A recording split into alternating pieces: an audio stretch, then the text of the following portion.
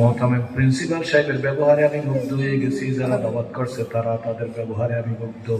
মাহবুব গো, এই মাদ্রাসার প্রিন্সিপাল সাহেবকে আল্লাহ, মহতামিম সাহেবকে সহ এই মাদ্রাসার সকল শিক্ষকদেরকে আল্লাহ হাজী শরিয়তুল্লাহর মতো সোনার মানুষ বানাইয়া দাও।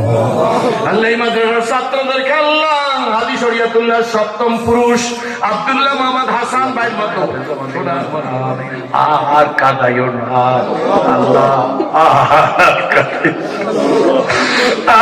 তোমার রহমতের দরজা থেকে তারাই দিও না আল্লাহ।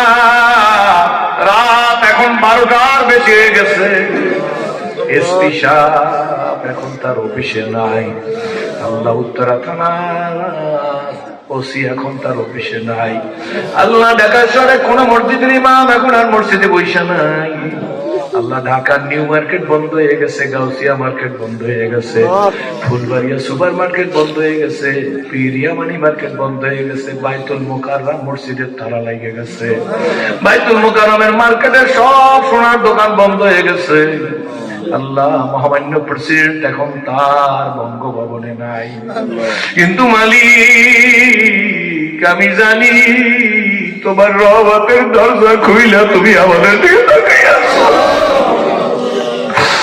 আল্লাহ।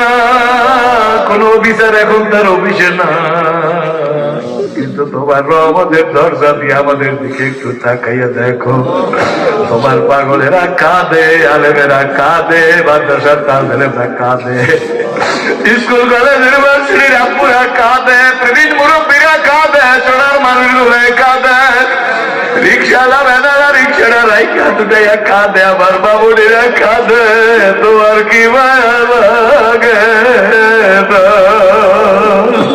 তারাইয়া দিও না মালিক, তারাইয়া দিও না।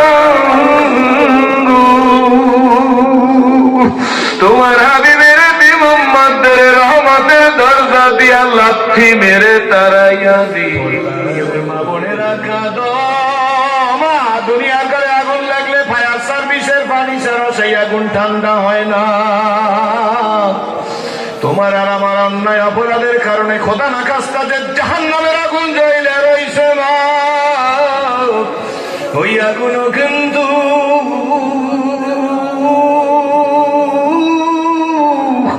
চোখের পানি সারা ঠান্ডা হবে না।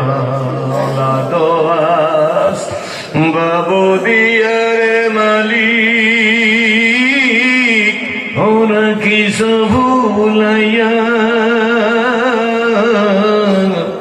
কোন দিন জানি নিয়া যাইবা গো ওই মসজিদের পালকিতে সাজাইয়া।